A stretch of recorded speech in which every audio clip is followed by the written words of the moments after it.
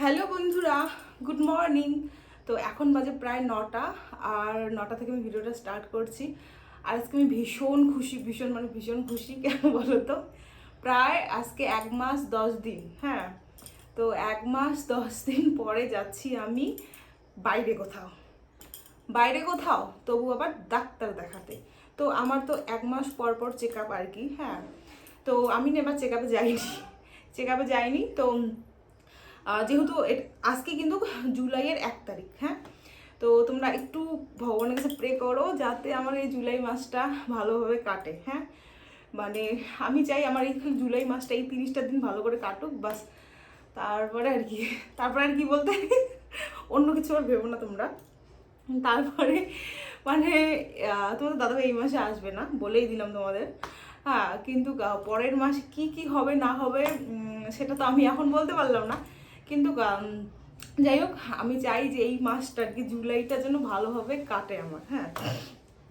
তো আজকে জুলাইয়ের 1 তারিখ। তো আমাকে এর আগের বার যখন আমি ডাক্তার দেখাতে গেছিলাম, তখন ডাক্তারই বলেছিল যে এই মাসে আমি গেছিলাম জুলাইয়ের, এটা জুলাই তার আগের মাসের 20 তারিখে, 20 তারিখে, হ্যাঁ 20 তারিখে ডাক্তার দেখাতে গেছিলাম।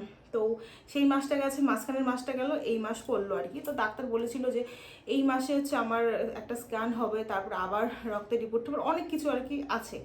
তো তার জন্য কিন্তু আমি 10টা দিন লেট করেই কিন্তু আমি ওষুধ নিয়ে এসেছি। আমার তো শুধু আয়রন আর ক্যালসিয়ামের ওষুধ 2টা। তো ওষুধ মানে শেষ হয়ে গেছিলো, যেহেতু 30 দিনে নিয়ে এসেছি। তো তারপরে না 15 দিনের আবার নিয়ে আসছি, তো সেটাই খাচ্ছি। কোনোদিনও কিন্তু আমি আয়রন আর ক্যালসিয়ামের ওষুধ বাদ দিইনি, যেহেতু আমার 2টাই ওষুধ, হ্যাঁ। তো ওগুলো খেলাম আর কি এই 10-12 দিন। আর তারপরে ভাবলাম যেহেতু এই মাসে আমার সব স্ক্যান ট্যান যা কিছু আছে হবে, তো ভাবলাম যে আমি তাহলে এই মাসেই ডাক্তার দেখাতে যাব। তো ফাইনালি ডিসাইড করেছিলাম যে 1 তারিখ পড়তেই আমি মানে 1 তারিখে ডাক্তার দেখাতে যাব, হ্যাঁ। তো আর আজকে কিন্তু মা যাবে না আমার। তো ফার্স্ট টাইম এতগুলো মানে মান্থ পেরিয়ে এলাম আমি প্রেগনেন্সির, তো ফার্স্ট টাইম যাচ্ছে আমার শাশুড়ি মা আমার সাথে। কারণ মায়ের একটু সমস্যা আছে, দেখো প্রত্যেকবার যে মাই যেতে হবে তেমনটাও নয়, বলতে কারো তো সমস্যা থাকতেই পারে, তাই না? তো মা যাচ্ছে না আজকে, আর যেতেও পারে জানি না। তো আমার যাবে হচ্ছে শাশুড়িমাকে ফোন করে দিয়েছি। তো যেহেতু কালকে বলা হয়নি শাশুড়িমাকে, যদি কালকে বলতাম তাহলে দেখো একটা কোথাও গেলে আর ডাক্তার গেলে তো সারাটা দিন চলে যায়, সারাদিন চলে যায়। তো মাকে ফোন করে বললাম, তা মা বললো যে কালকে করবার নাই, মানে সকালে বোঝোই রান্না বান্না আছে, ঠাকুমা শাশুড়ি আছে, আমার শ্বশুর আছে, পূজা টুজা বাড়ির কাজকর্ম তো জানো। তাও বললো যে ঠিক আছে, আপনি তাড়াতাড়ি রান্না বান্না করে আসবো আর কি। তো এই হচ্ছে ব্যাপার। আর এই মাসে আমার ভেজালও আছে বেশি বলতে, একটু হয়তো বা ডাক্তারের কাছে বেশি যাওয়া লাগতে, বলতে রিপোর্ট করতে হবে, আলট্রাসোনোগ্রাফি করতে হবে, ইউএসজি, তারপরে আবার ডাক্তারকে দেখাতে হবে। তো যাই হোক, আরও একটা মাস পড়ে গেল আমার। জুলাইটা যাতে ভালো ভালো কাটে, এটাই তোমরা একটু ঠাকুরের কাছে প্রে করবে, বাস আর কি, হ্যাঁ। তারপরে তো তোমাদের দাদাভাই আসবেই আর কি। এই হচ্ছে ব্যাপার। চলো ভিডিওটা এখান থেকে শুরু করছি। ভিডিওটা মানে কেমন হয় না হয় সেটা অবশ্যই তোমরা কমেন্ট করে জানাবে। সো বন্ধুরা, চলো এখন 10টা বাজে, একটু খাই আগে, অল্প একটু খায়া তারপরে স্নান করবো। কী কী রান্না করছে চলো তোমাদের সাথে শেয়ার করি। এই যে দেখো, খাওয়া শুরু হয়ে গেছে অলরেডি। আজকে করছে ছ্যাঁকা, চিড়া ছ্যাঁকা, কাঁঠালি গুটি ভাজা, পটল ভাজা, লেবু, এই যে কাঁচা লঙ্কা, আর হচ্ছে মুসুর ডাল। আজকের আমাদের খাওয়া দাওয়া। সো বন্ধুরা দেখো, আমার শাশুমা এসেছে। তো যাচ্ছি এখন ডাক্তার দেখাতে। আর মনিকা যাবে, মানে আমার বড় বোনও আসছে, ও আবার কোচবিহারে যাবে। ওর বলে আজকে বান্ধবীদের সাথে দেখা করতে যেতে হবে।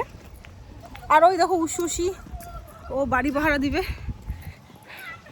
তো চলো যাই। আজকে আবহাওয়াটা একদম মানে একটু একটু আর কি মেঘ মানে বৃষ্টি আসতেও পারে আর কি। চলো, আজকে অনেকদিন পরে আমি গুড়ে সিঁদুর দেই না এখন। আর এই যে আমার তো একটা ব্লাউজও হয় না, এটা এই স্বাদের সময় কাটছি, তো এখন এটাই পরা লাগতেছে সব সময়। আর এই যে একটা দেখো সুতি শাড়ি বসছি, একদম সুতি শাড়ি, পাতলা, খুব সফট, তো চলো।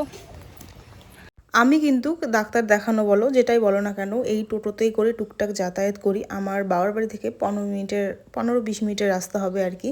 আমরা ডাক্তারের চেম্বারে চলে এসেছি। আর তোমরা তো জানোই গাইনো ডাক্তারের কাছে কতটা ভিড় হয়।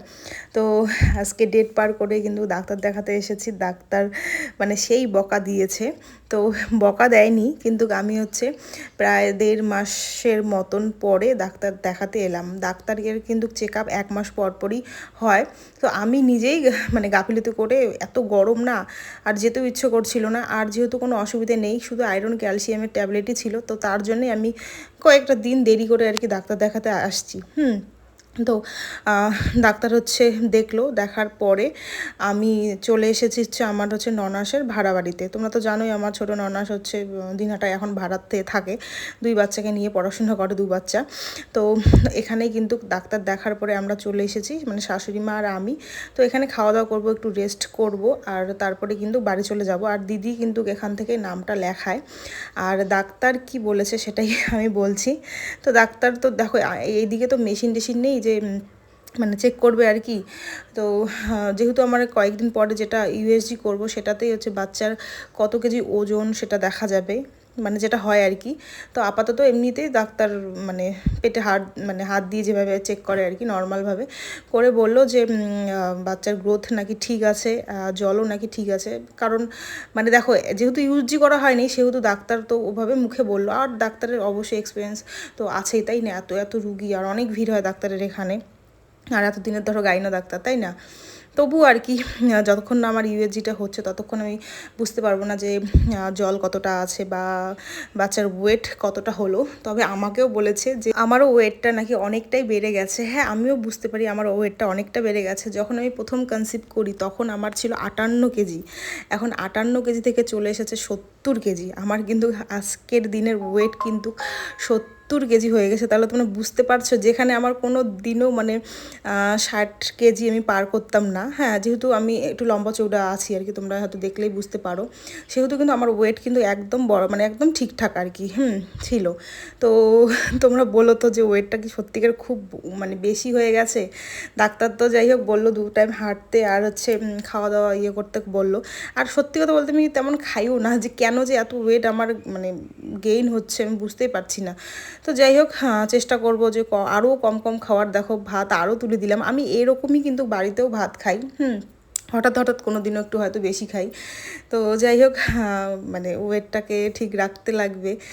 আর এখানে আজকে দিদির বাড়িতে এই যে খাওয়া দাওয়া সবাই মিলে বসে করছি। ফুলকপি দিয়ে মাছের ঝোল করেছে, আবার হচ্ছে পেটা দিয়ে বেগুন করেছে, আবার নিম বেগুন করেছি, পাঁপড় ভাজা করেছে, তারপরে হচ্ছে কাঁঠালেগুটি ভাজা।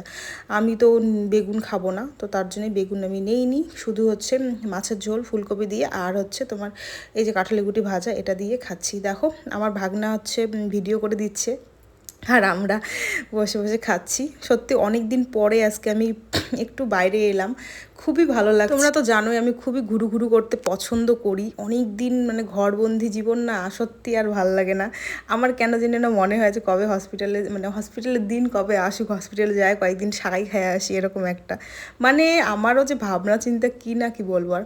তো দিদিদের যেহেতু কিছু নিয়ে আসিনি খাওয়াটা আর কি, তো দিদিদের বললাম চলো একটু হাঁটতে হাঁটতে আমাদের এখন চৌপতি আগাই দিবা, আর তোমাদের জন্য কিছু খাবার কিনে দিব। তো মাগো আর বাবুর জন্য বিরিয়ানি নিলাম, তারপরে আমঠাম নিয়ে বাড়ি চলে এসেছি। তো বন্ধুরা বাড়িতে অনেকক্ষণে আসছি, তো সারাটা দিন আজকে পরিশ্রম হয়েছে জন্যে। আর ওই দেখ, আর বাড়ি এসে কোনো ভিডিও করি নেই। এখানে ডালিম নিছি, তারপরে আম আছে, লম্বা আম আছে, আর এক বাড়িতে কি আম, খেজুর ছিল না, খেজুর নিয়ে আসছি। যাই হোক কিছু টুকটাক খাবার নিয়ে আসছি, খাবার বলতে ফল থলি নিয়ে আসছি আর কি। আর মনিকা শুনছে। আর হচ্ছে আমার হচ্ছে কী যেন বলে, হিমোগ্লোবিন টেস্ট করতে দিছে, আর হচ্ছে সুগার টেস্ট দিছে, আর হচ্ছে একটা ইউএসজি করতে বলছে। তো কতদিন পরে বলছে, 2 সপ্তাহ পরে করতে আর কি। তো দেখি 2 সপ্তাহের মধ্যে আর কি এরকমটা বলছে। তো আমি দেখি কবে করি। তা ওই ডালিম নিয়ে আসছি, 7 দিন খাবো, খাওয়ার পরে একটু রক্তটা যদি বাড়ে তারপরে আর কি করব, মানে রক্ত বাড়ে বলতে 7 দিন খাওয়ার পরেই করবো। তো এই হচ্ছে ব্যাপার। তো ভিডিওটা কেমন লাগলো অবশ্যই কমেন্ট করে জানাবে, ভালো লাগলে অবশ্যই লাইক কমেন্ট এবং একটা সাবস্ক্রাইব করে দেবে। চলো টাটা, সবাই ভালো থেকো, সুস্থ থেকো।